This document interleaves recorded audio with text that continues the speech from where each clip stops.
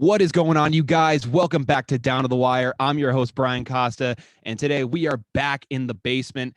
Today on the show with me is a special friend of mine. I've known him for a very, very long time. I've also known him to be a very enthusiastic UFC fan. I've known him from a lot of things like that. I know he also has a kind of a newfound love for boxing, and I'm really excited to talk with him about that.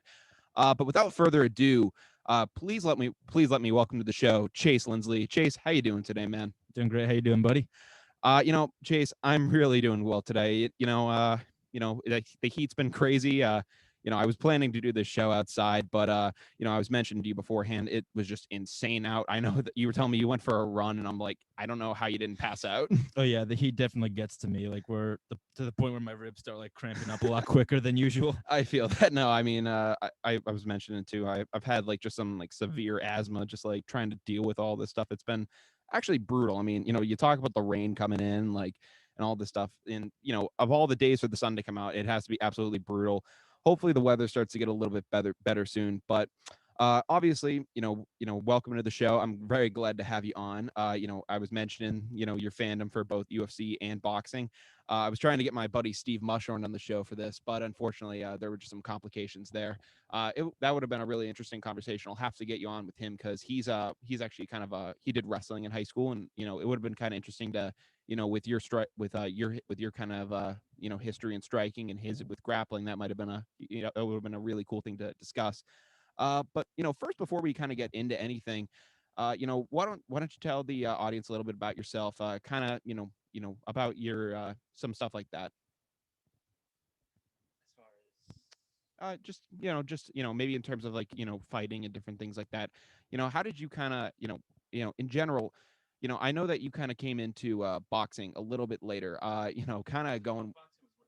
boxing's actually where I first started. First, like, it was back in like probably sophomore, early junior year of high school where I Yeah. started watching the Rocky movies, and that just got me really interested into it right away. So Yeah. then I asked my parents if I could get a punching bag for Christmas later that year, which I did, and then I started looking up all these old Mike Tyson and Muhammad Ali fights and videos, and that really got me into it as far as like learning different styles and all that. And it really just was a fun workout to practice at the time. And then I started taking it a little bit more seriously. And then my buddy Joey, who you're good friends with, Yeah, Joey Padula. yeah, Joe Peduzzi, he started inviting me to this place where his mom goes to train, and her trainer actually has some experience with boxing. So that's where I started doing pad work and all that, and getting sort of like the real training aspect of it with one-on-one training. And yeah, it was just something that I really got into late in high school. And then once I got into college, I was planning on joining a boxing club, but what they ended up having was a martial arts club instead. So that's where I started to. Once I joined that club, I realized that I don't want to just be a great boxer. I want to just be a great fighter all around and be well-rounded in every different area. So it was very interesting to get into at first. That was my first time ever sparring, so I got to understand what it's like getting hit for the first time. And that was my first time ever experienced kicking. Like prior to that, I had absolutely no experience whatsoever. And there were some guys in that club who had been doing Taekwondo and Muay Thai for like 10 years at the time. So once I started sparring with them, they were kicking the absolute crap out of my legs to the point where my thighs were like meat at that point. But once I started like really, yeah, ever since I started, I've been getting a lot better, and it's a lot. Yeah, it's really good skill to have, to say the least. For anybody who wants to get into it, I highly suggest MMA for anybody. No, I mean, I'll tell you, like, we kind of grew up, we did baseball with each other for a long time, and I always knew you to, be, the definition of a power hitter. It was just like, listen, if Chase gets a hold of one, he's going to give that thing a ride, and I feel that same thing in boxing too. yeah, exactly. I remember this story from, probably around sophomore year. I remember your freshman year, you had some solid hits, and then, you had some nice singles, like you a couple doubles. And I remember we walk into the batting practice kind of area, and you were kind of just hitting. And all of a sudden, I kind of take your bat, and I'm just like, "Hey Chase, like, how long have you had this bat?" And you said like a couple years. I was like, really? I was like, and it's not dead? And you were like, I don't think so. And it was an aluminum bat. I remember I hit this thing on the ground, and I was like, it literally sounded like a composite bat, and I was like, oh my God, you're like hitting these things with like a dead bat. And I was like, that is insane. And I remember you ended up getting a new bat that spring and you connected on some balls. You were hitting stuff to the fence. I was like, oh my God, like this is ridiculous. The amount of power that this kid had. I don't know And how that bat lasted so long. I have no idea either. I mean, it was actually remarkable. And when I found out that you were like pursuing boxing, I thought that was like the perfect kind of a sport for you, just the striking and things like that cuz it's like you have so much power in what you do already. I figured, translating that over to a martial arts kind of aspect would actually be kind of seamless in my opinion. I thought that would be kind of the perfect matchup. Yeah, I feel like with swinging a baseball bat, that kind of in some ways translates to with swinging at the punching bag and all that. So that Yeah. really was the perfect transition for me.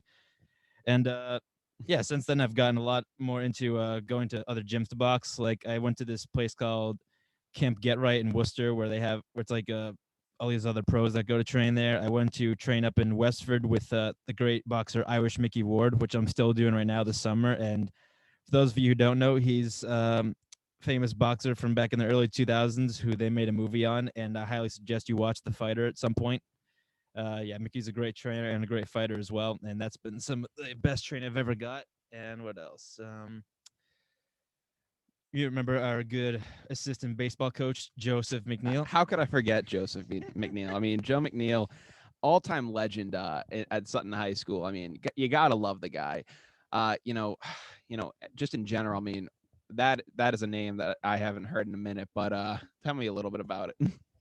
Well, Joseph McNeil is currently an amateur in MMA right now, and Really?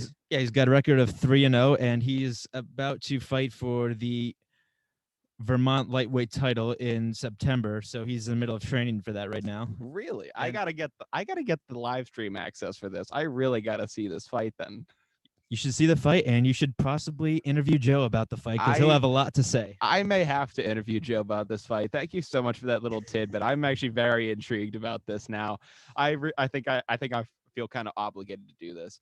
But kind of going back to it, I remember, when you got into boxing, I remember kind of, when you went off to the gym with Joey and you do stuff there.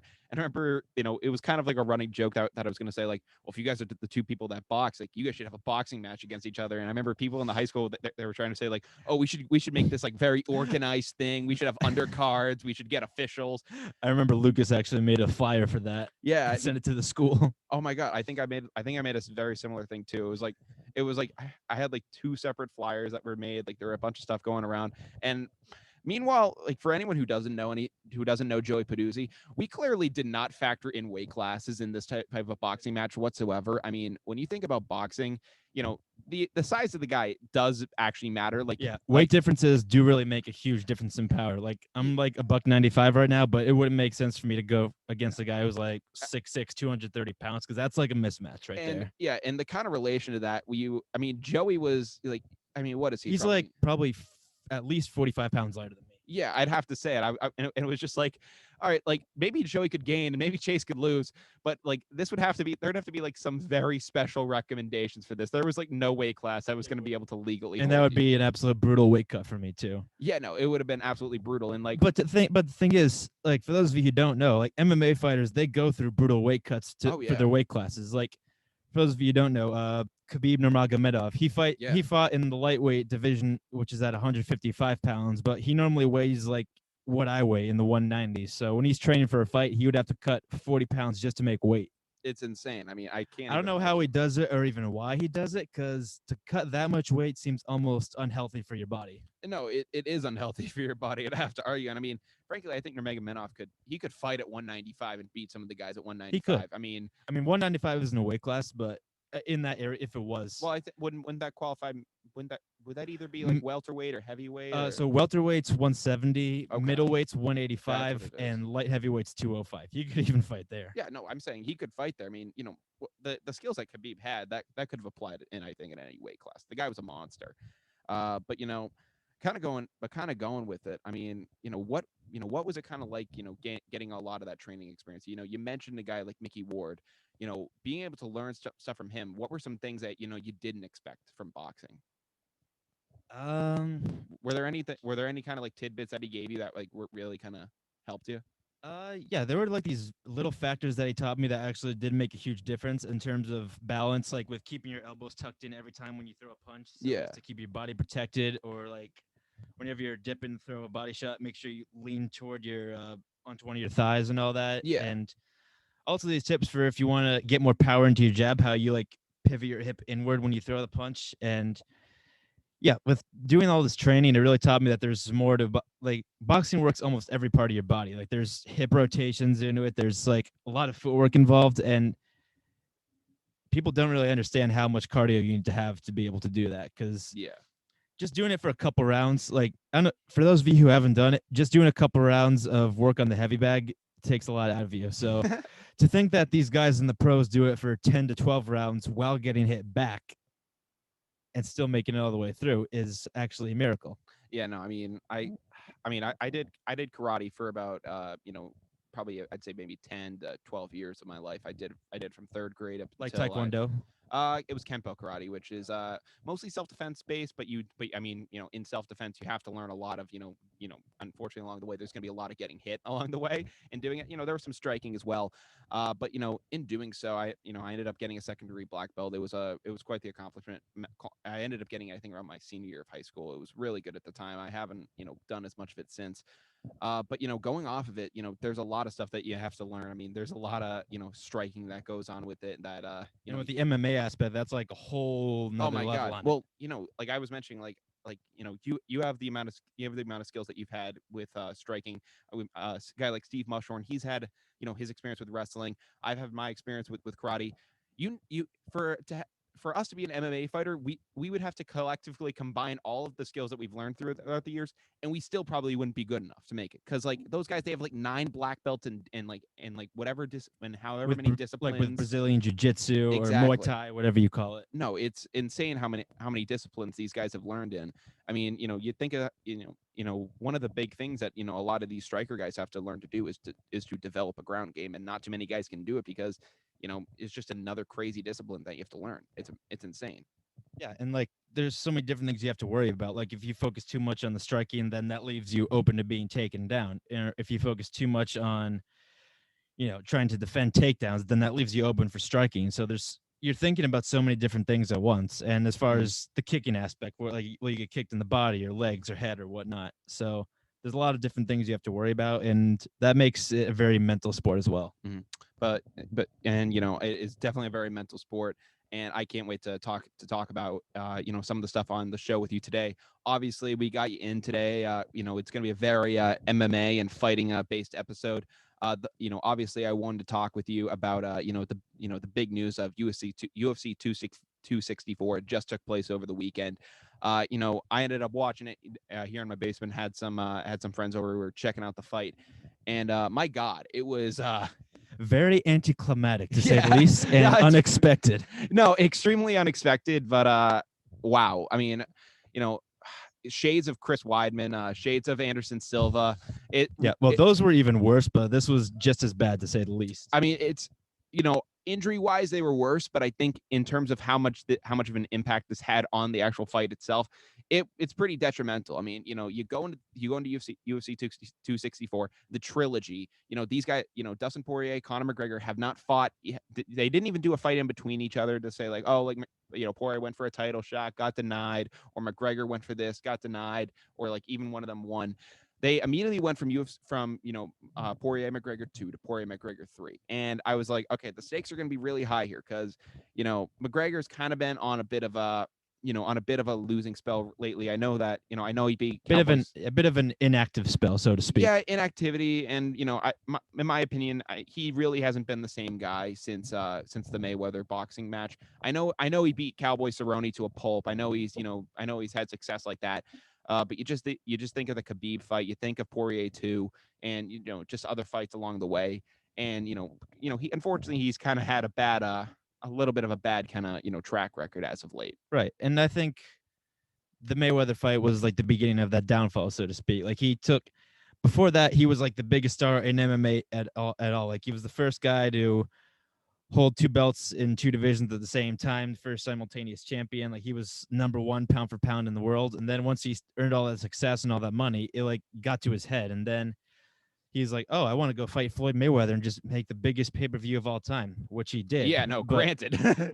Granted. I mean, good for him for making that money, but still, like, that took his mind entirely away from MMA. And since then, he's taking a more boxing approach to all of his fights. And I feel like that's played a major factor Yeah, with what he's done. I don't know about you. no, I actually have noticed that a lot more. I mean, I'll give Conor McGregor a lot of credit for what he did against Floyd Mayweather to go 10 rounds against him and actually look pretty good in some rounds. I mean, he was actually making Floyd Mayweather actually have to box for the first time in a while. Like, Mayweather for a while was able to coast through a couple fights. He did. The Mayweather fight, actually was pretty entertaining. Unfortunately he did get TKO'd in the 10th round, but I'll give him all the credit in the world. He actually looked very competitive in that fight. Unfortunately, he just got gassed because Floyd Mayweather has the experience of going 12 rounds in a fight. McGregor really hadn't had that before. There is that. And McGregor, as I'm sure some of you all know, isn't exactly known for having the best cardio, to say the least. Yeah, no, he gets like he has one out early.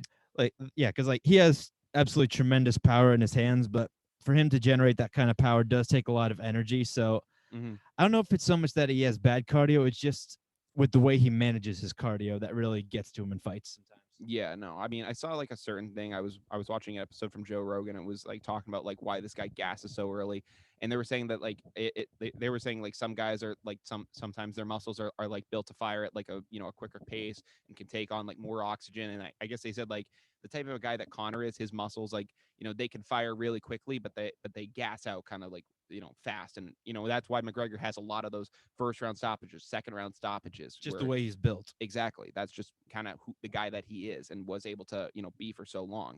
When it came to this fight, you know, he did really good in the Mayweather fight, and again, he was able to beat Cowboy Cerrone to a pulp. Frankly, Cowboy Cerrone was kind of at the end of his rope, I'd say. He was not. He was sort of washed up at the time, so to speak. I mean, yeah, kind of looked tremendous, but the caliber of opponent wasn't exactly top tier, I would say. Yeah, and I know, and frankly, listen, Conor McGregor is my favorite UFC fighter. When he was on, there was no stopping him. But as of lately, though, going into the fight, I had my doubts, and I kind of do agree with your point that he's been taking a bit more of a boxing approach because he was the type of guy that he could actually kick you to death. Like he was actually, he had good legs on him, and he could do He that could type have. of stuff. Like if you watched him from back in 2015 to 2016, like he was almost using his kicks more than his punches, so to speak. Is that was what he would do to create distance, to chop away his opponents, and just to give his opponents different looks. Yeah, and I'd have to say now there's, especially in Poirier too. I mean, we didn't really get to see too much of him, unfortunately, in Poirier 3. Obviously, the reason for that was due to the medical stoppage when he snapped his ankle, like brutally at the end of the first round. I mean, it was a brutal end. We couldn't really get to see too much of him, and really tell too much off of it. But with what we saw, it was interesting, so to speak. Like, because for all of you who watched the second fight, you all know that McGregor did start off well with landing strikes on Poirier, but unfortunately he wasn't using his legs as much, and he got kicked in the calf over and over again without checking in them, and that then Poirier was eventually able to piece him up and TKO him. Yeah, no, it was brutal. It was brutal. And the start of this third fight, like I see him immediately just run out and throw a spinning back kick. Yeah, I'm I like, saw that okay. too. I was I'm like, oh wow, he really did make a change, so to speak. No, yeah, I was like, wow, like this is like that spinning back kick. I was like, okay, that's almost like a calling card, like of him saying like, oh no, I'm back, I'm this guy. And for about 30-40 seconds, it looked like that. It did, and because those first 40 seconds, he was like almost only throwing kicks, and I'm like, okay, it's good that you're back to throwing kicks, but make sure you're doing a lot of everything else as well too, because eventually, Poirier got a hold of that too, because he was just throwing like leg kick after leg kick, and I think the reason why he ended up breaking his leg at the end of the round was because at some point in those first 2 minutes, I think Conor threw a leg kick and he didn't land where he wanted to. I think his shin landed right below Poirier's knee. I think, yeah. And that's what caused a minor fracture in the shin at that point. So that could have been a big factor in it. But yeah, even with that, Dustin was even able to beat him in the boxing realm too. Like he did, I remember he did stun him a few times, and then that's when that caused Conor to clinch. And when he clinched, he couldn't defend the takedown. And then, as you know, it pretty much was a beat down on the ground from there. I mean, it was, Conor was able to get some on the ground, but Poirier was just absolutely hammering him with elbows. It was brutal. Top. I mean, when it got back to the feet, I was like, thank God, like maybe like he might be able to survive. And then, he goes up for one kick, immediately steps back, and his ankle just turned to jelly. It was, The way I saw it at first, so I didn't even see it at first. I saw him go down, so I thought he just tripped himself, and I was like, oh shoot, like there's 10 seconds left in the round. Like what happened? when I saw it, actually, because him and Dustin had both throw it in a punch at that time, and neither Yeah. of them actually connected. But I thought, with the way he fell, I thought Dustin maybe had connected. I was like, oh shit, Dustin just dropped him. He's going for the Yeah. kill. So like, and the thing is, two of the judges actually scored that round a 10-8, and that could have been why, because they also thought that was a knockdown and not just a trip. Mm-hmm. But yeah, once the round ended and I saw him looking there, and his foot was literally dangling out of the socket, I was like, oh my god, no way, no way. Shades of Gordon Hayward, shades of like it was like, oh my god, you got to be kidding me. Shades of Anderson Silva, like you said. Yeah, no, it was so brutal to see, and I was like, you got to be kidding me, because you know, for the That was such a wild round while it lasted. yeah, no, it was absolutely wild. Now, I mean, it was actually like really entertaining, and like I would have been really pumped to see a second round. Yeah, of I mean, it. even though Dustin was clearly winning the round, like Connor did still have success of his own, like with the Yeah. kicks early, and even from the bottom, like those elbows he was landing to the top and the up kicks and all that. So Yeah, and I would have been actually excited to see like what kind of strategies would have gone into it, further on. it would have been interesting. I think Poirier most likely would have gotten to Yeah, that point, no, yeah. but just still with the way it ended, I don't really know if this should count toward the trilogy by that means. Yeah, I mean, I know Dana White kept it open that a fourth fight could be down the line, but I think for this one, like, can we actually obviously McGregor's gonna have to rehab, but can we actually get Poirier maybe a title shot? Can we have him face Charles Oliveira? Yes, Like, absolutely. Like we need to actually see Poirier go for something here, because I did see something about them possibly putting a title fight together in December or January of next year, so to speak. that would be great to And see. that'd be well earned, because Oliveira and Poirier are both veterans. They've both been around. They both had like 28 UFC fights and have been around in the UFC for like 11 years. So they are the definition of getting to where you are with hard work. So to see them both go for the title shot would definitely be something worth watching. Mhm. Now, in terms of a guy like McGregor, another brutal blow to him. I've been one of the biggest McGregor guys in a while, and after the second fight, I was I had my doubts, but I was like, you know what? If there's any guy who can train hard enough to back to come back from this, it's going to be a guy like Conor McGregor. Yeah, because he did that against Nate Diaz. So I was thinking, oh, if he has that same mindset he had there, he can make the adjustments and hopefully come back with the right strategy. Yeah, but after an injury like this, after kind of the beatdowns, I mean, he's 32, which is the same age as Poirier. I thought Poirier was maybe 28, 29, like was actually a couple years younger, but I didn't realize it's the same age. But Conor, in my opinion, has taken more strikes. I've almost come to the point now where I saw Stephen A. Smith talking about it. He thinks that a guy like Conor McGregor now, he thinks he's done. I can see his point. How do you feel about that? Do you think McGregor's done? And not in terms of fighting like ever again. I think he'll definitely come back, because yes, on your point of that, I do think he will fight again, but in terms of possibly becoming a champion again, I think that is out of the picture at this point. Like his championship days are over, and it goes back to, do you know the name Chael Sonnen? Not necessarily The guy who almost beat Anderson Silva, but ended up getting submitted in the 5th round. Like he does his own podcasts, and okay. I saw when Max Kellerman and Stephen A. Smith were interviewing him after the second Conor fight, he was making note of how when you're inactive for that long, because after 2016, like he was like almost inactive. He had that fight in the summer against Mayweather, fight in October of the next year against Khabib. So he's like almost 2 years of no MMA action. Yeah. Goes 40 seconds against Cowboy, so there's like no wear and tear on him there. Yeah, exactly.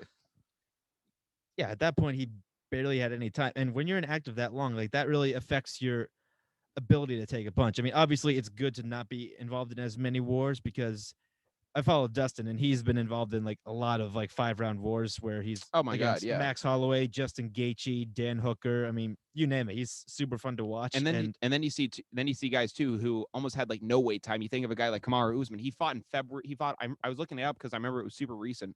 He fought on February 13th against Gilbert Burns, beat him, and I ended up seeing him on another card, and I'm like, wait, Kamaru Usman's fighting against? Yeah, that was 2 months. That was 2 months in between. I was like, that's a very quick turnaround for a champion. I was like, wait, this guy is fighting Jorge Masvidal like now? I was like, this is insane. And granted, like he came out and he beat the hell out of Jorge Masvidal. I mean, he beat the hell out of all those guys. And I'm just like, some guys just are made different. And I don't know. I want to see who's been fight again, because it seems right now he doesn't have a long wait time in between fights. It seems that he can have a shorter kind of time and still be successful.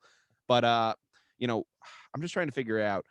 A guy like McGregor, I've been a big supporter for a long time, but I really have to have my doubts at this point, and I don't think that I can be blamed for it really. Like You can't really. I mean, nobody can be blamed. I mean, yeah, a lot of my friends were thinking coming into this third fight, like, oh, maybe he has a chance to bounce back. But like the injury aside, just seeing his performance before that even happened, like it at was this point, it was looking rough. it was looking rough. Like he looked even worse than he did in the second fight, to be honest. And Yeah, a lot of my friends were like, okay, if they fight a fourth time, I think Poirier beats him no matter what. yeah, Because Poirier has had to work for everything he's got, and he's had a lot of success. He doesn't have like all the money that comes to that's come with Connor. And he was like, one thing money can't buy is heart and determination, and that's something that's kept with him his entire career. So he's more hungry than Connor now, because Connor has had all the success in the world. So it's almost like, what does he have left to prove at this point? Like he's done almost everything, and Poirier still has that belt that he wants to get. Yeah, I mean, it'll be really interesting to see how that kind of plays out. But I want to see McGregor return. I hope to see him hoist a belt again one day. But as of right now, I have to have my doubts. But hopefully he can get back to that point. But something else I do want to touch on in UFC news. Obviously, some other stories that I wanted to get on with. We know McGregor as notorious because he's notorious MMA. He's notorious for doing this. Another notorious name in the MMA that I'm not the biggest fan of personally because of the guy that he is off the field. It happens to be Greg Hardy, a professional a-hole and a wife beater. Thank God. Total asshole. Oh no, like screw that guy. Like he ended up fighting Tai Tuivasa. I think is how you say his name. That is who it was, and I gotta say, that knockout beat his ass. That knockout came out of absolutely nowhere. Oh my God. Greg Hardy stunned him first with the right hand. I was like, oh shit, he's about to knock him out. Tuivasa comes back, like nails him with the left hook, snaps his head back. He goes crashing to the canvas. I'm like, holy fuck. It was like out of nowhere. Yeah, Joey and Adam Casale and I were in news. We watched it live. The whole place went bananas when that happened. We were like, what just happened? That's insane. Yeah. No, I mean, screw Greg Hardy, and thank God. Like that was awesome to see. I mean, after the fight, I know I didn't realize who it was, but Tuivasa's like signature after a fight is to do a shoey out of. Oh my God! To see eat beer out of his shoe. Yeah, and I didn't realize the shoe was provided to him from the Nelk Boys. I didn't realize that until Nelk Boy. Oh my God! So apparently I don't even really watch the Nelk Boys. I'm not really into that to those guys, but me neither. But I ended up seeing there's like some stuff trending on social media, and it turned out I was like, all right, I'll just watch the video to like figure out what happened because it was a UFC kind of thing, and it turns out that Dana White gave these guys like some custom shoes like for like the UFC event one and like. Basically what happened was that they ended up they also have like a new hard seltzer that came out, like I guess it's called like Happy Dad seltzer or whatever it's called, and that's what they ended up giving to Tai Tuivasa. Like they ended up giving him the shoe that Dana gave him, and then their sponsored thing, and that's what he drank out of it. The seltzer. Yeah, no, that's what he ended up drinking out of the shoe, and I'm just like, what. I'm honestly kind of thankful because at least it was a new shoe that no one had actually stuck their foot in, and it's actually thank God. Yeah, that would have been freaking nasty. But either way, that's like a signature move to see somebody do that, and watching him walk out of the fight and into the crowd, and all the people in the crowd were offering him shoes to drink out of, and I remember one of the guys he drank it out of, and he was like, bro, what the fuck is that? Spit it out.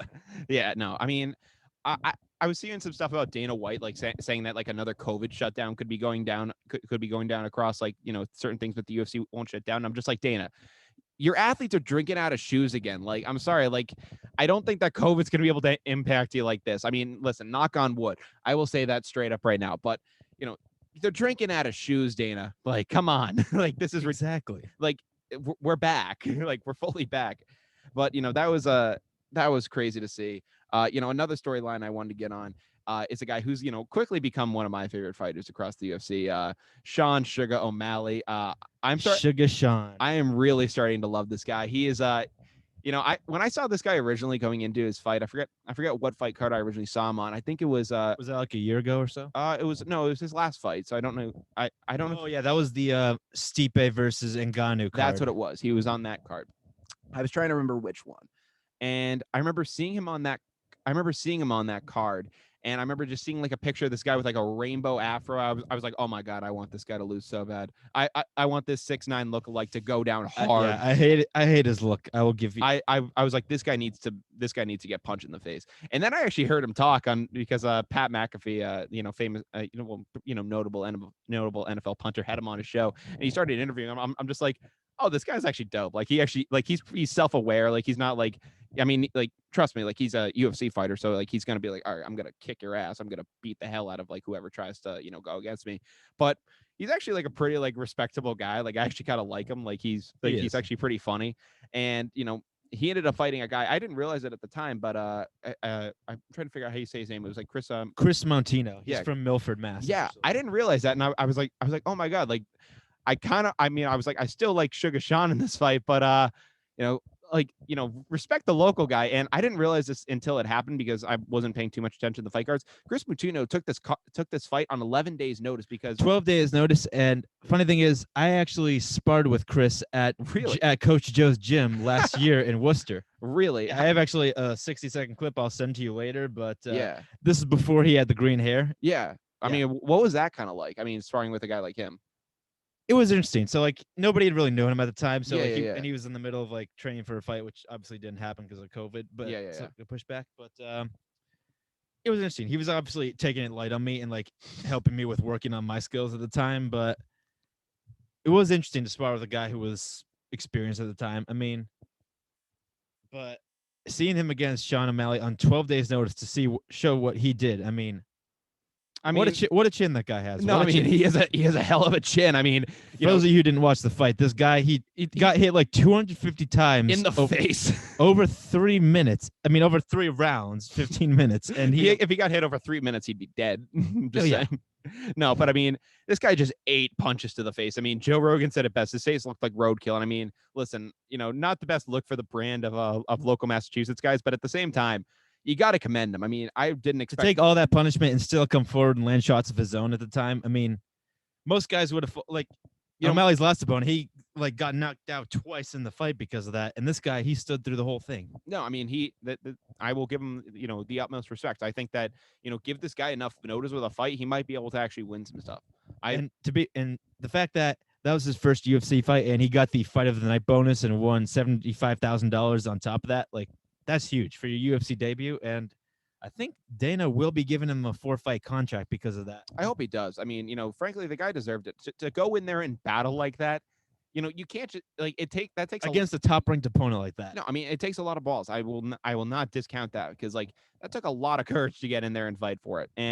But the fact that he was on pay-per-view of the second biggest pay-per-view in UFC history. Exactly. It really brought a name for himself. I remember before the fight, he had less than 4,000 followers on Instagram. Now he's at, I think I checked. He's at like 150K right now. Yeah, no, like he gained so much respect for it. I was like, you know what?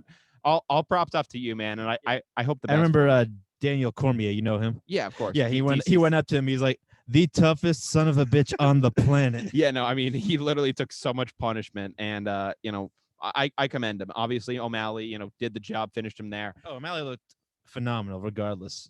Yeah, but frankly, I just have to say, I really hope that he's able to, succeed in the UFC. I really like. I hope he will too, and I really want to see what he looks like with a full training camp. I do too. To say the least, he definitely needs to work on head movement because. Yeah, no, I mean, keeping it. The places that he had his head, obviously didn't help him. It really did not end well at all. But that kind of concludes what we had in terms of UFC 264 news. Some other kind of things I wanted to, maybe look at. I was kind of looking at some stuff. I was thinking about some fighters that haven't had a chance to maybe fight in a while. I was thinking of some guys that I was just taking a look, and some individuals that came to mind. I was thinking of Justin Gaethje. I was thinking of Francis Ngannou. John Jones came to mind. Who would be some guys that you really want to see get in the ring again, or in the octagon rather? Well, Justin Gaethje is definitely one of my top 5 favorites, and a lot of people consider him to be the most exciting fighter on the roster. I can fully agree with that, and he hasn't fought since October when Khabib beat him, but I feel like he just hasn't been able to find the right opponent since then. But right now, I think like my dream matchup for him would be him against Michael Chandler, since they both just lost in the title fight.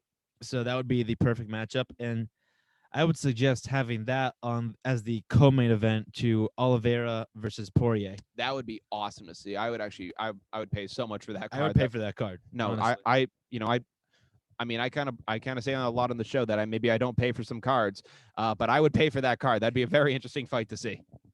it would be. And I say, Gaethje at this point, like he's always been exciting, but at this point in his career, he's evolved to being a lot more strategic and a lot more measured in his fights, to where he can be both exciting but also be defensive and not take as much punishment as he took early in his career. Mm-hmm. Like when he first came to the UFC, his primary focus was just being the most exciting fighter. Yeah, but after he lost 2 fights in the UFC, his coach was like, "Hey, buddy, do you still want to be the most exciting fighter?" And he was like, "No, coach, I want to be a champion." Yeah. So then he goes on a 4-fight win streak and eventually gets the interim belt against Tony Ferguson, and pulls off a huge upset. And yeah, he falls short against Khabib, but still, he's making everybody proud, and I definitely want to see him again. Yeah, no, I definitely want to see him again. I mentioned it also. We haven't seen John Jones fight in a minute. I really John Jones hasn't fought since February of 2020, and it's crazy. he is. I mean, to be fair, I don't honestly see him having the same success at heavyweight because, for one thing, No. he has looked very lackluster in his past couple fights. Like he, when he first started and he first became champion, and he was on that streak for like 4 years after, he was like the best fighter on the planet. Oh Like, my God. nobody looked like nobody could beat him. Like Yeah. best pound for pound fighter ever. Yeah. Very creative. You never know what he's gonna do. Great striker. Very unorthodox. Great wrestling background too. He could beat you pretty much any way. Yeah. And then the controversies came about, like where he got that hit. He was involved in that hit and run incident, so he got the belt taken away. Mm-hmm. Came back about a year later, gets the interim belt, and then he gets it stripped again after failing a drug test. Fights Daniel Cormier in a rematch again a year later, wins that, and then he gets the belt taken again for another failed drug test. He tested positive for PEDs, I believe, and then Really. yeah. No, So that, I mean, it's been nuts with him. I mean, he is, he's an exciting fighter to watch, but the storylines have become I think, too intense at this point. I think Dana did end up saying to him, "Listen, either fight this summer, or you're not fighting again." it is. And to be fair, he even Dana said you can fight whenever. Like he has cards every Saturday. Like if John wanted to really fight, he could. Mm-hmm. So yeah, and I feel like at this point he's scared to come up to heavyweight because he's scared to fight Ngannou at this point. Yeah. Because I remember he was making these claims like he wanted this much money, and Dana offered him like what $8 or $10 million, and John was like, no, that's not enough. I want more than that. It's like, dude, come on. Like, you're getting $8 to $10 million. Getting way more money than most people are making, so money shouldn't really be an issue. No, you really shouldn't be. But and at this point, he's not really trying as hard to win at this point. Like in his last couple of fights, he's just trying to squeak by and get the judges' decisions, because he's had like 2 or 3 controversial decisions in his career where he should have lost. yeah, no, Like I don't know if you watched his last fight against Dominic Reyes, but he, without question, should have lost that. Mm-hmm. No, I mean, there's been obviously some questionable things with John Jones. Some other things that interest me as well are some of the upcoming cards in the UFC. Obviously, I was going to talk a little bit about Uriah Hall versus Hunter Strickland, but I think I'm going to leave that for when that actually goes down. Okay. But what I do want to talk about is the whole controversy that kind of erupted with the whole Francis Ngannou, having to, basically, kind of not being able to, fight for his belt at this point. I did see that. That was a little interesting. Yeah. They're having interim title fight with Derek Lewis and some other guy. I think it's Cyril Gane. Cyril Gane. Yeah. So yeah, so the winner of that fight is going to fight Ngannou. So basically, Ngannou just has to take a bit of a longer break at that point. No, and I think that he should. I don't think that there's anything wrong with him having Well deserved. to. I agree. After his performance against Stipe, I don't know if you watched that live, but that was completely unexpected. Like one thing about Ngannou, like I've criticized in his career, like while he is the hardest puncher on the roster, he's like, I was always like, oh, he's such a sloppy technique. He's always just going winging and wasting his energy. Mm-hmm. This fight, completely different fighter. He's very patient, picked his shots perfectly, stuffed the takedowns, went in for the kill, and at the right moments and all that. I was like, wow, this guy is so technical and scary at the same time. It Who sho- the hell is going to beat him at this point? It shows maturity. I mean, it showed that he learned from his past mistakes and he went and he actually did the work. And, he said, all right, if I'm going to be a champion, this is what I got to do. Yeah, it wasn't any fluke. He earned that belt right there. Yeah, absolutely. I mean, 100% was earned in my opinion. But, looking at it, I don't know. I don't know how I feel about there being an interim belt at this point. I like Stipe was able to go much longer, in my opinion, before he actually had to, before the threat of an interim fight even came into opinion. Like that was always something that was just something to me that kind of. You're talking about before Stipe won the belt, or just... No, I mean, before Stipe won the belt, and just with other fighters in general. I think Ngannou. I think the fight it's gonna be like what in like August, and Ngannou said like, can we just push this off to like October? And it's like it's 2 months down the line. A lot of people were saying that Dana's only doing this because he doesn't want to have Amanda Nunes as the headline for a UFC event because he doesn't think that'll sell. I mean, listen, Amanda Nunes is a beast. She is by far the most dangerous woman on the planet. So to think that she won't sell is kind of ridiculous, to say the least. Yeah, I mean, I don't know this by any chance. Did Ronda Rousey ever have did she ever headline any cards or no? Yeah, was she ever listed as a main event? I don't believe so. I think pretty much every fight she had in the UFC, she was the main card. I mean, the main fight. So she wasn't even a co-main. She was like the main. She was the main for pretty much every card she was on. Yeah, it's a testament to her being the most popular women's fighter. Like what Conor was to men's MMA in his prime, she was to women's MMA. No, literally everybody knew who Ronda Rousey was, and I think that Amanda Nunes is like she's better than Ronda in my opinion. Like she is. I mean, she beat Ronda to death in her last fight. I mean, I'll give Ronda all the credit in the world, but Amanda Nunes is an amazing fighter, and she, I would say that she could earn like being the top fight. I mean, it's also August. I mean, I can also see the idea of it if it being like, oh, it's the end of the summer, like maybe you'll get like bigger ratings if you get like a heavyweight belt on. But at the same time, I think you could have definitely done this. Yeah, I definitely agree. Yeah, I agree there. That kind of concludes though what we had in UFC news. I obviously wanted to get you on to talk some boxing. We had hinted at it earlier on the show. We were also talking about the impact of Dana White saying that COVID could possibly impact other sports and not including but he said like UFC would go on. One of the places. Well, I don't think that's necessarily going to be the case. One of the places that you are seeing it though right now is in the boxing world as Tyson Fury and versus Deontay Wilder 3. It actually just got delayed. It was going to be going down like what, like July 24th? July 24th, and now it's been pushed back to October, which is really very unfortunate because these two both haven't fought since February of last year in their second fight. February of 2020. I literally remember it because it was one of the first episodes we ever did it down the wire. And like, frankly, I at the time I had no idea anything about fighting. I actually, the way I got into UFC was, probably because it was one of the first things that came back during COVID and, was really interesting. Yeah, it was the first thing that came back in COVID. Like Dana was the first guy to bring sports back. Yeah, I remember like hearing about Fight Island. I was like, this sounds like ridiculous, but I'm totally into it. But then, another thing that got me into it too was the UFC 3 video game. I was able to, learn a lot of the fighters through that. And I know it sounds cheesy, but I still use that game. No, that's literally how I learned about, most of these guys. Obviously I knew who Conor McGregor was, but I didn't know who Francis Ngannou was. I didn't know anything about a Stipe Miocic. But I really got into it through that. With boxing, it's kind of been the same way where, you were talking about like looking up old clips of guys. I've done that a lot too, especially after watching like, more recent matches. Like you talk about guys like Canelo and stuff like that.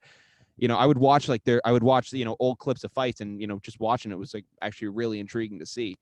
Kind of going off it though, how do you feel about this fight when it goes down? Deontay Wilder has always, he complained a lot about, his costume in his second fight weighing too much. He made some of the dumbest excuses I've heard from any athlete ever. I mean, and the way I see it, he still seems delusional. Like I don't really see how he's making any adjustments. Like he said he was going to do it coming into the second fight. He really didn't. And now I think it's going to go down the exact same way as last time. Like I honestly, when this fight was announced, I honestly didn't really see any point in it happening because I was looking very forward to seeing Fury against Anthony Joshua since they're both champions right now. And that's like a perfect even matchup. And they're going to unify the titles. Yes. And the titles have not been unified let me remind you, since about 1999 when Lennox Lewis fought Evander Holyfield in their rematch. It's insane. I mean, It like, is insane. It's like we need it as soon as possible. yeah, we need it. We need a undisputed heavyweight champion of the world. I mean, like, you hear it all the time in the UFC. He's the undisputed heavyweight championship of the world. Yeah, we haven't heard that in a long time. We weren't born for it, so we need to hear it. I mean, I want to know who is the real deal. I know, with boxing, a lot of people complain that in boxing there's like way too many belts, because like Fury has one belt right now. Joshua has like I think 3 or 4. So no, like, yeah, it's absurd. Like I like hearing about how that all goes down, and I get it. Like every guy wants to have their signature belt. It's like you have to have the WBO belt and then the WXO belt. I'm just like making up names at this point. Don't judge me on this. I have no idea what I'm talking about. you're all good. But like I'm hearing about all these belts being unified. And I'm like, thank God. Like I had no idea that this was even a thing. So let's just do it. Let's just get this thing out of the way. But it has blown my mind to learn just how massive these guys are in terms of their height. Like, you looked at Mike Tyson. He was like what, like 5'10", 215 pounds. Yeah. He was an absolute tank, bulldozing guys who were Yeah. like 7 inches taller than yeah, him. and then a guy like Muhammad Ali too. I think his tallest height, he was like 6'4". I think that was like 6'3" or something, Yes. and like the same weight, but he was like the speed of a middleweight, which Yeah. was unbelievable to watch. Yeah, and then meanwhile, guys like Tyson Fury and Deontay Wilder come out at literally LeBron James's height. I'm just Well, like, yeah, like Wilder's like 6'7", Fury's like 6'9". 6'9". It's ridiculous. Like they're 2 of the tallest champions I've ever seen. no, I mean it's actually like insane to see, and like they have muscle on them too. They're not like these. It's not like seeing Sean Bradley walk out there and like seeing like some like lanky ass dudes. Like they have legit muscle on them, and it's freaky to see. I mean, it's insane to see them all in a ring like that. Yeah, it is insane. I mean, yeah, with Tyson Fury, what's most impressive is seeing a guy with his height, his stature, and his weight, and seeing him able to move the way he is. Like he looks, a lot of people say like the Muhammad Ali of our generation with his speed, his head movement, and his combinations, which you don't really see a lot from heavyweights nowadays. Because Yeah. a lot of heavyweight skill sets have gone down in recent years, and we Yeah. haven't seen the same talent that we saw like back in the 80s and 90s. But I feel like guys like Tyson Fury and Joshua, they're bringing that back, so to speak. Mm-hmm. Yeah, no, I mean, I'm gonna be really excited to see that fight go down. It's gonna be really interesting, in my opinion. Another fight that we'll get to another big fight in a second. But I gotta ask you, how do you feel about this whole celebrity boxing, Jake Paul kind of business? As someone who's into the boxing, how do you feel about that? It's another circus match, so to speak, but I just hope to God that Tyronn Woodley knocks him the fuck unconscious. Because everyone knows Jake Paul needs his lips wired right now. No, I mean, listen. The more he wins, the more he's going to go shooting his mouth off of how he's this amazing boxer. He's going to keep beating everybody.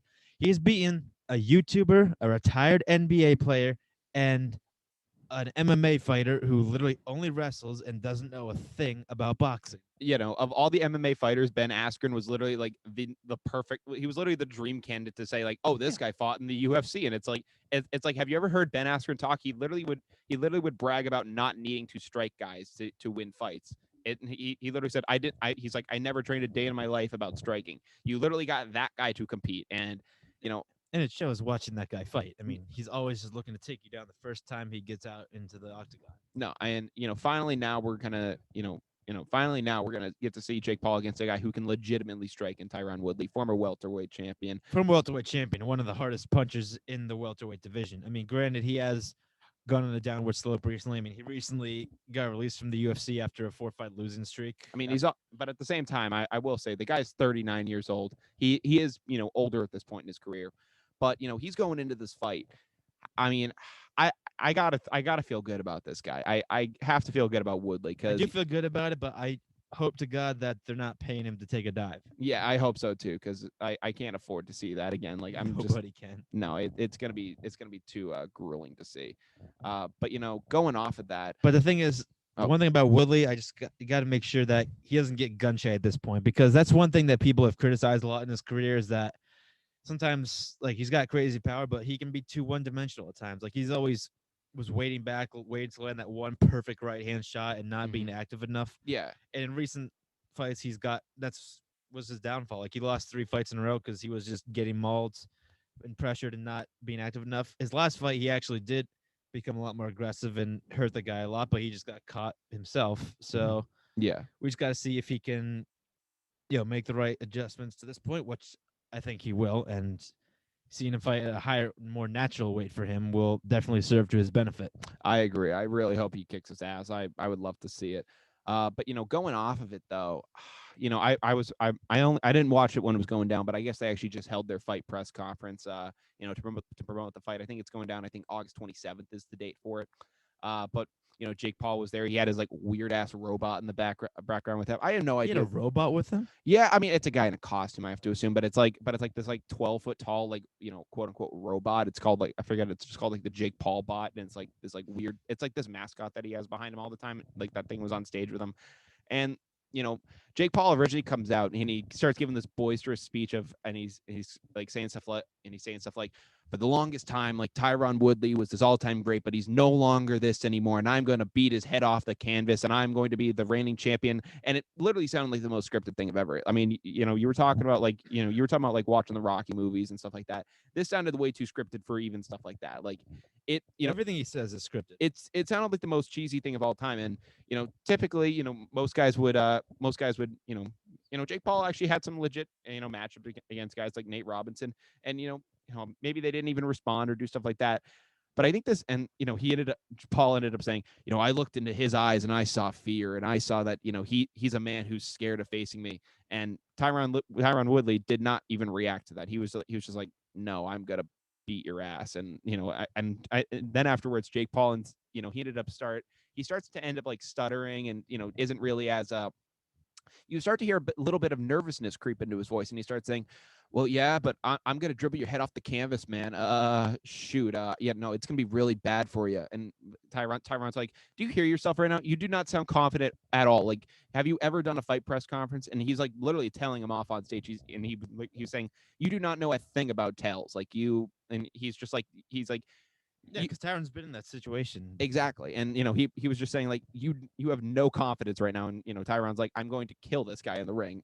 They were making a bet to say like, oh, whoever wins gets a tattoo that says I love Tyronn Woodley on Jake Paul's arm, or I love Jake Paul on Tyronn's arm.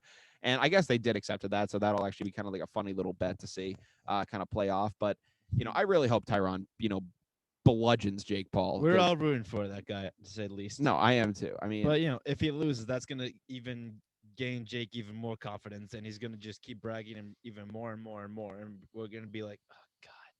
Yeah, I mean, listen, I mean, so yeah, I mean, Tyronn really is, unlike Ben Askren, Tyronn Woodley is really representing the MMA community on this point. So everyone's gonna be like, Tyronn, I swear to God, please if you save fuck us. this up, you are embarrassing the whole MMA community on this point. Exactly. We need this, Tyronn. Please don't do us wrong here. We really need you.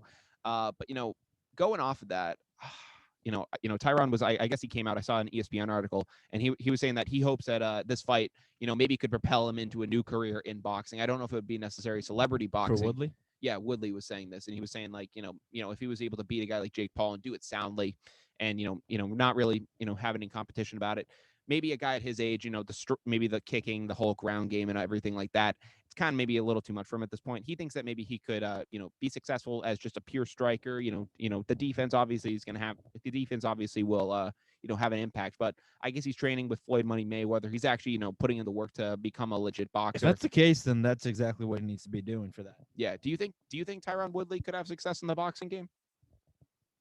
It depends, because he's 39 years old, and I'm just like, could he get a couple paydays? Sure. He could definitely make the paydays. Yeah, I mean, he could definitely get the paydays. Do I think he would be able to? I mean, maybe he could, maybe work something out till he was like 42, 43 years old, and have a couple more years of fighting in him. But I don't know. I mean, it really depends how much damage he's taken over the years. If it's really too much, then I don't know. I'm a little skeptical of it, but I really want to see how it all kind of pays off. I did too, and if he is training with Mayweather, and if he is really getting the right coaching and tightening up his defense and working on being a lot more active and a little less gun shy, then yeah, potentially he could be somewhat successful as a boxer for a few years. But this next fight is really going to show. I mean, obviously it's not against a quality opponent, but just seeing how Tyronn presents himself in this fight, we're really going to see what his boxing is made of. Exactly. That's what I'm excited to see. But finally, on Down to the Wire, I did want to talk about a fight that I didn't realize was happening until I was checking out ESPN, just checking out some local stuff going on, and I saw it all. I saw it became official. Manny Pacquiao, is going to be fighting Errol Spence on August 21st. Absolute legend. I was looking it up. I knew Pacquiao was in his 40s, but I looked it up to see how old he was. And the funniest thing ever now is that if you look at Manny Pacquiao on Google, the first thing that comes up isn't boxer. It says Manny Pacquiao it comes up with a Filipino politician. It'll say senator of the Philippines, which I knew he was, but the fact that that's actually like his official title now, and not professional boxer. It's the fact that he's actually like the fact that his political affiliation actually comes up in my mind is actually hysterical. I mean, it's a testament to how much he's accomplished outside of boxing too. Oh no, I mean he's a world-class guy, and he was saying I could have taken an easier fight, but I want to give the fans a good show, and I'm just like I love this guy. I did too, and to be out of the ring for 2 years now, when he in his last fight against Keith Thurman 2 years ago, he was at that point became the oldest man in the history of boxing to win the welterweight title, and at this point he could potentially break his own record against another guy who's undefeated and is world class. So yeah, regardless of the outcome, I know this is going to be an entertaining fight for the fans. And Pacquiao, what can I say? He's done everything. The only man in boxing to win titles in 8 different weight classes. The man started at 106 pounds, moved all the way up to 154 throughout his career. Like, what other fighter can you say who's done that? Like, in every weight class he moved up, he still kept his same power and his speed. And just seeing, it's incredible. I mean, you can't even describe how insane. Can't put it into words. No, I mean it's insane. I mean, I hope that he goes out there and he actually just dominates like we've known Manny Pacquiao to do. But unfortunately, it is time to say that we are now down to the wire, which means that we're gonna kind of do a quick little kind of blurb of everything that we talked about on the show today, and we'll send you guys off for this episode. Obviously, we welcomed in Chase Linsley to the show. Chase, I was really glad to have you on today. It was a great time. Thanks for having me, bro. I was great to have you on, man. It was an awesome time. But we had Chase on to talk about his journey into boxing and fighting in general. Got to learn some cool little tidbits along the way with that.